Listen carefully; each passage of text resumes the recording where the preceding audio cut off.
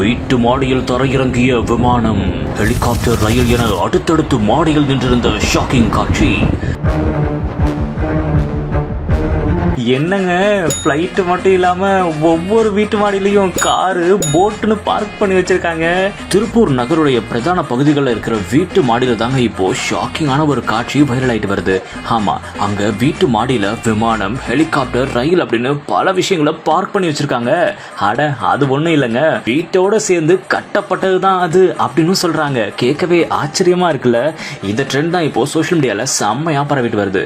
எப்படி இந்த ட்ரெண்ட் துவங்கப்பட்டுச்சு அப்படின்னு விசாரணை பண்ணப்போ எல்லா கட்டடங்களையும் கட்டினது ஒருத்தர் தானா? என்னப்பா சொல்ற அப்படின்னு கேட்டீங்கன்னா, அது மட்டும் இல்லைங்க, அவரு 2ஆம் வகுப்பு படிச்சவர் தான் அப்படின்னு சொல்றாங்க. கேட்கவே ஆச்சரியமா இருக்குல்ல. படியூர் பகுதியை சேர்ந்த பழனிசாமி அப்படின்றவர் தான் இந்த ஒரு விஷயத்த பண்ணிருக்காரு. ஆமா, வீட்டுடைய பொருளாதார நெருக்கடி காரணமா படிப்பை பாதியிலேயே விட்டுருக்காருங்க. அது மட்டும் இல்லாம 12 வயசுல இருந்து கட்டட பணிக்கும் போயிருக்காரு. முக்கியமா 45 ஆண்டுகளா இது வரைக்கும் 30க்கும் மேற்பட்ட வேலைகள்ல வீடுகளையும் கட்டியிருக்காரு.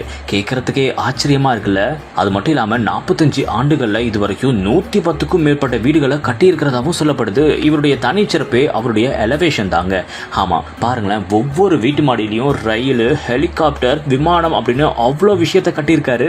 இதை முதல்ல ஒருத்தருடைய வீட்டுல செலவே இல்லாம தான் வச்சு கொடுத்திருக்காராம். அது எல்லாருக்குமே பிடிச்சு போக அப்புறமா ஒவ்வொரு வீட்லயும் இப்படி பண்ணியிருக்காரு.